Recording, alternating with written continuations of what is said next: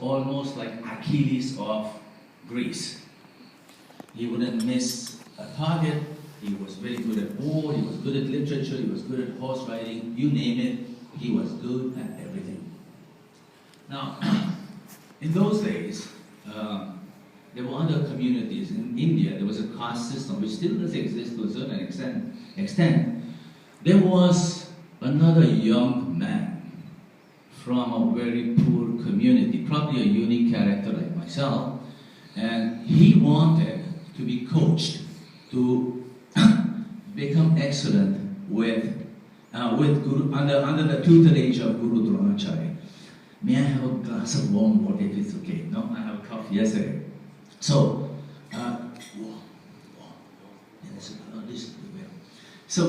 warm, slightly warm, thanks. So he wanted to be coached by Guru Dronacharya. So he went to his father and he said, Daddy, I want to learn from Guru Dronacharya. But his dad said, you can't, he's way too expensive, he's branded. And he probably has gone to Harvard back in those days, in 5,000 years ago in India. And he won't accept you as a student.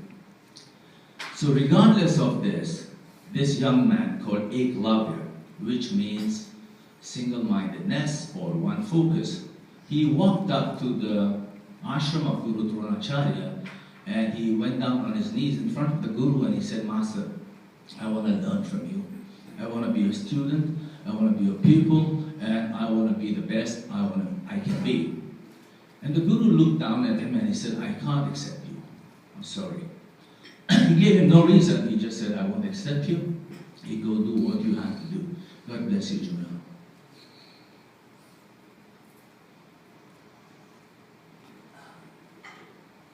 So, he turned him down.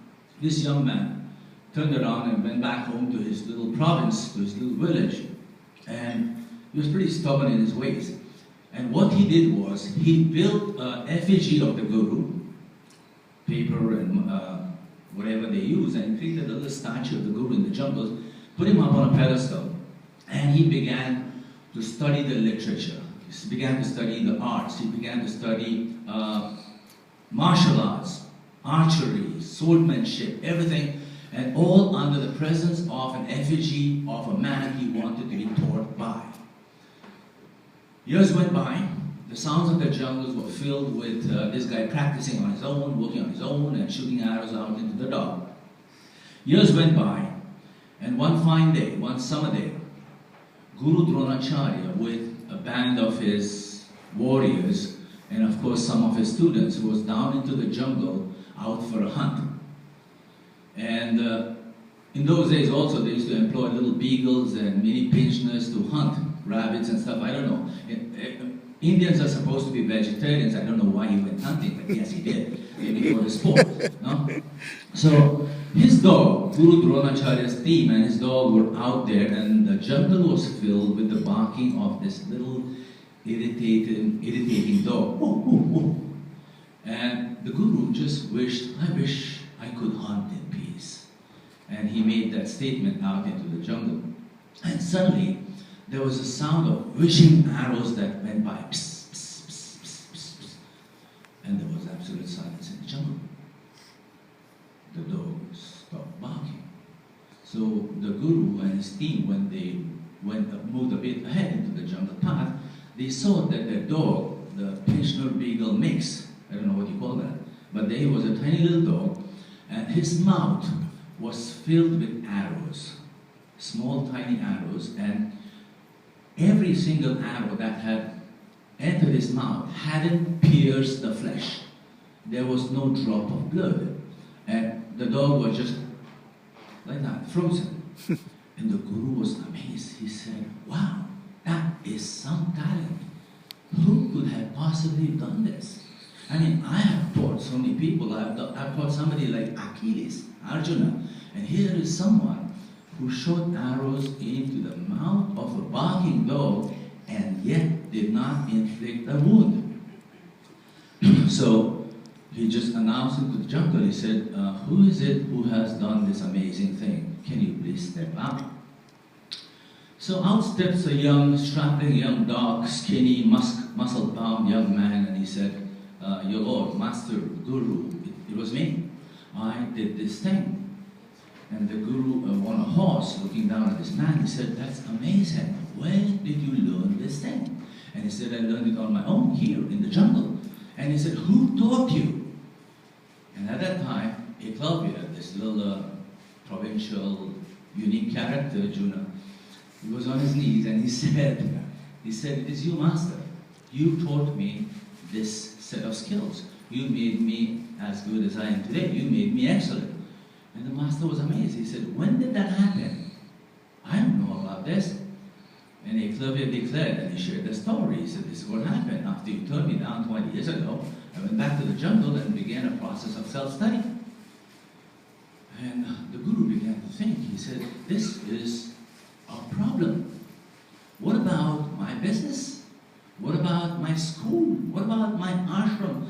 What about my branding? What about my professional fees? Here is someone who can learn everything I can teach and more without my presence. What do I do? So he was in a bit of a quandary, this wonderful, powerful, respected Guru of those times.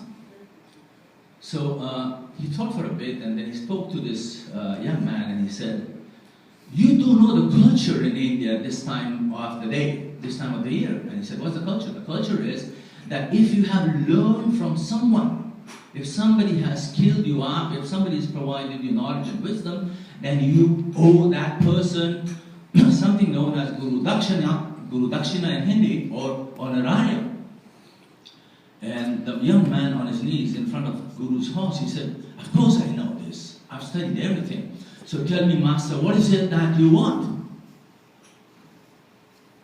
Here's where the long pause comes in and music plays from the background.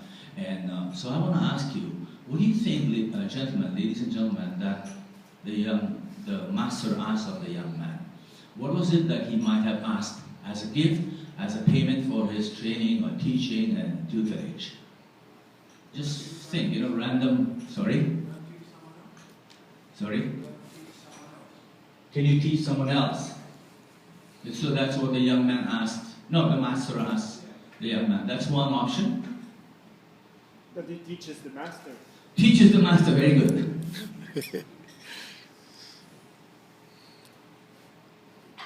What else? A couple of more things. Can you work for me? Can you work for me? Can you be my dean in my university? Yeah? Here's what the Master asked. The Master said, I would like to be gifted with the thumb of your right hand. Ouch! Who did that? Yep. So the moment that request was put up, the young Eklavya pulled out a huge Rambo-like knife from his, I don't know what you call it, whatever he wore those days. He pulled out a Rambo-like knife, held out his right thumb, and bang, he chopped it. And let the thumb drop at the feet of the Master. Wow.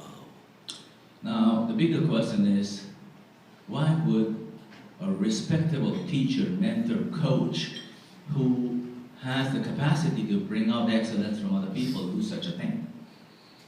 Why would he ask for such a drastic gift? What do you suppose? That's a good one. And what else? You mean random thoughts? Yes, sir? Yeah, to put limits in his ability. To limit his ability, Yeah. that's correct, yeah? But what else? Yes. Still be excellent without the thumb, because if he was great at archery, can you imagine using a bow and arrow without a thumb? No? So maybe, can he still be good at it? Very good thinking. That was a good one too. I'm going to pause. I'm going to let that answer be a mystery for a while, and let me take you to present day world, bring you to the 21st century. So hold that thought, park that thought. About 10 years ago, Daniel Goleman wrote a book called Primal Leadership. If you haven't read it, I still recommend you read it. It's a great book on leadership. Everyone recommends a book on leadership, so that's my recommendation. And in the book, there are hundreds of stories, hundreds of examples on how to be a great leader. One of them was a research-based story about this mother who gave birth to two twins.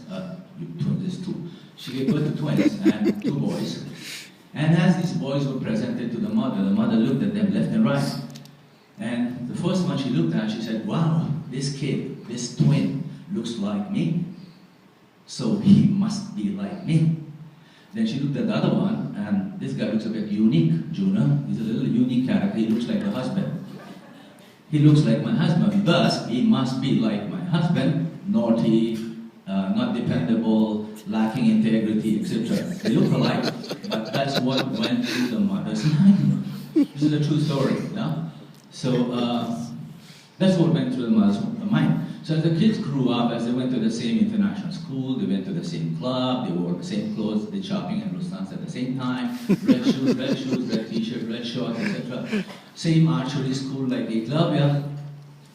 But the one that she thought looked like her was successful, peaceful, he was an achiever, while the kid that she thought did look like her naughty husband, was shy, was a little bit deceptive, shifty-eyed, didn't succeed, had to go through lots of tutoring, failed tests, etc. And 25 years later, the researchers followed these two young men. At the end of 25 or 30 years, the man on the left, the twin on the left, was a successful CEO in one of the Nordic companies in the Philippines, while the other one was a bum, and he was in Bangladesh sometimes, turned gay, and then broken marriages and stuff, took up drugs, and probably was in the PDF list, had a poke barrel of his own. And he's probably in Laguna right now. So that's the end of that research. Now, one more question. What do you think was the difference in treatment? The DNA, the genetic structure of both these kids was the same. Yeah, father and mother. But of course, she couldn't have had a twin if she had an affair. It was from the same husband, right? So my question is, what went wrong? Why did one become good and the other become, let's say, there's no such thing as bad, not so good? Yes, sir. I thought you were asking a question. Yeah, I said, I'm asking a question. What do you think? Her response to that? That's correct. More than her treatment on the surface, more than her practice of the right school, right clothes, etc. And the language was, she also must have said, I love you 100 times to him, but her assumption about who this person was at the get-go level, at the root level, was off. It was harmful to the child. And no matter what you do on the surface, so if you're creating a brand new company, if you're creating change within a company, or even if you're forming an NGO like Assist, where you want to change the world, if your underlying assumptions about the world that you are supposed to influence or change are false, have no ground, stand on weak water, then everything you do, whether you put in millions of pesos or thousands of people or hundreds of hours, all that at the end of it will come to sink, come to collapse. And it has happened in many institutions, it has happened across the world, it happens in small families, it happens in large corporations. So the thing that was wrong with the mother was her underlying assumption about the child. There was nothing really different. Had she just decided that guy, left and right, had that been made a shift, it would have created the same result. So that's my point. The point is that all effort that we make in making our organizations excellent, our teams excellent, the assumptions that we start with when we look at people, when we behold people who come across to us, whether they be our managers or employees or frontliners, the way we treat them is what we create. I hope that makes sense. I still haven't answered the first question. I'll answer it at the end of what I'm supposed to say. So I come from a school of appreciative inquiry, and we are change agents, change consultants. I work with a couple of people. And I have a few recommendations for you. I'm sure all of you are at some place where you're creating change, where you're leading change, where you're making something new, creating something new, or building something brilliant in this world. No? Out of the 5 or 7 assumptions, let me share with you just 3. The first principle first principle, the first assumption, the first belief that we must start with when we confront or when we want to create change, when we confront people, is that everything is a system. And in a system, in a human system, there is always something that works. What does that mean? That if you look at an individual or if you look at a group of people, that is a system. They are functional in some way. When we look at them and we regard them, we look for flaws, we look for errors, we look for things that might not work and try to work that out. But if we start with the assumption that, hey, what I'm building, what I'm creating with the help of people with me, then it will be successful. If we start with the assumption, the empowering assumption that they can do what they intend to do, then your process, your projects become successful. So the first one is, everything is a system, and in a system, there is always something that works. So you need to pinpoint that, you need to discover that. There's an old adage about a rotten apple spoils a basket. Our school believes that a rotten egg may spoil a basket, but human beings are not rotten apples. So if you take a good apple and put it in a basket of apples that may be alright or not alright, that good apple has the power to influence everyone else. So a good apple can actually make good a basket of apples. That's the statement. 1. 2,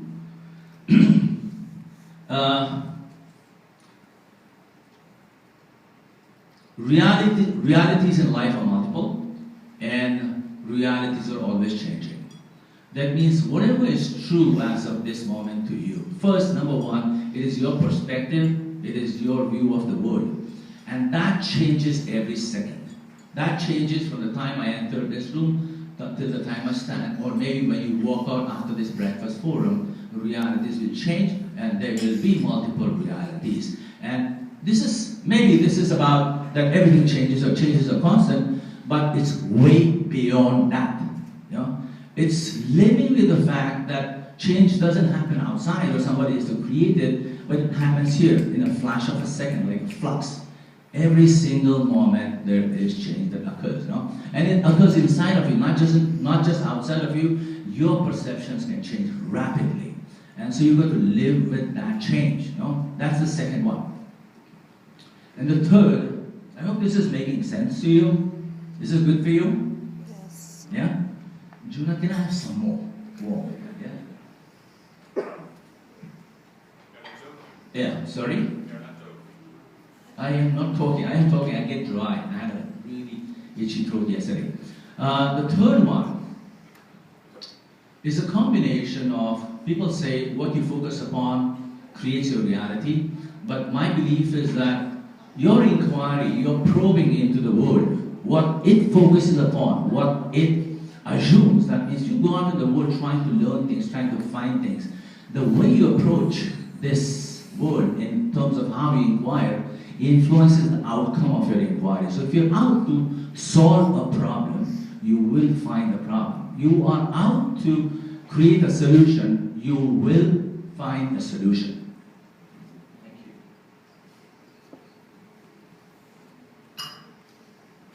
you. So the method, the third step, is not just a principle, but it's also a method where coaches use it, therapists use it, psychoanalysts use it in bringing out the best out of a human being, or industrial psychologists use it in bringing out the best of an organization. So the questioning process, because any question you ask will come from your perspectives, will come from your own reality. Thus, balancing, fine-tuning, or cleaning, or clarifying that perception of yours will create, make an impact on the research you do, make an impact on what you are out there to discover or to explore. These are three assumptions, and the fourth assumption, or the fourth principle, is that our language shapes our reality. They are all tied in. The first one is an assumption, the second one is constant change, the third one is what you're looking for, is you will find. The fourth one is your expression of what goes on. What goes on out into the world. How do you articulate it? How do you state what is happening? And the way you state it, that's what it will create. Our words, our language shape our reality. So in interactions and when we create changes, we work on the language. Sometimes just a statement, like dropping a statement like that guy lives in Laguna and he was involved with the pork barrel, is already a harmful statement to someone. So the language that we use, the choice of words that we make, the way we morph our sentences, our thoughts is very important, crucially important. So these are 4 principles. The 4th one, I have a little story to back that up. Roosevelt, there was Senior Roosevelt and Junior Roosevelt. Well, I don't know if they were father or son, but let's assume that they were these, father and son team out in the US. And the father used to assign every weekend a job, a task, a summer task to the little Roosevelt. And he used to give him jobs like, hey son, go and clean the yard, son, go and mow the lawn, or son, go and chop up some wood. One day the father gives an assignment to this young Roosevelt and he says, son, go out, take this bunch of nails and hammer them into the fence that surrounds our property. So the little boy, with his father, picks up this hammer and a bunch of nails and goes out into the yard and hammers nails into the fence. Comes back to the daddy and says, Dad, job accomplished, mission accomplished, here's the hammer and here's a few leftover nails. A week later, the son goes back to the father and he says, Dad, what's my assignment this weekend? And Dad says, son, here's the hammer that I gave you last week. Go back to the fence, go back to the yard and pull out the nails that you had hammered. And the son pulls the nails out and brings them back to daddy and he says, Dad, job finished, mission accomplished. And the dad says, good. The boy runs away, goes out into the yard and starts thinking. He said, what was that?